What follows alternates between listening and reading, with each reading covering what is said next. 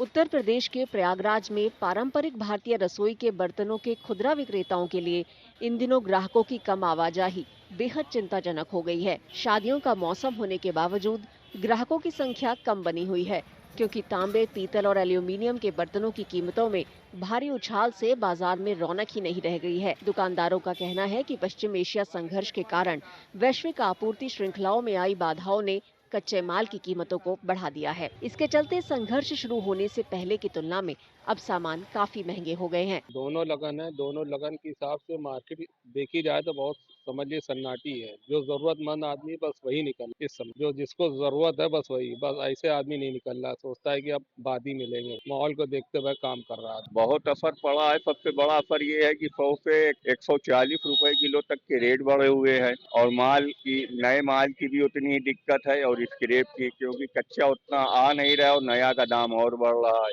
लगन भी है लेकिन मार्केट में आती है। सबसे बड़ी चीज है जब माल ही नहीं आ पा रहे और रेट महंगा है। कितना असर पड़ा है? समझ लीजिए ये 50-50 का असर है। दुकानदारों का कहना है कि कीमतें बढ़ने की वजह से खरीदारी के तरीकों में एक बड़ा बदलाव आया है। इसमें ग्राहक थोक खरीदारी करने के बजाय केवल आवश्यक वस्तुओं को खरीदना पसंद कर रहे हैं। कॉपर और एल्युमिनियम का रेट जो रेट होना चाहिए उससे 1.5 रेट हो गया है। इससे व्यापार में तो असर आ ही गया है।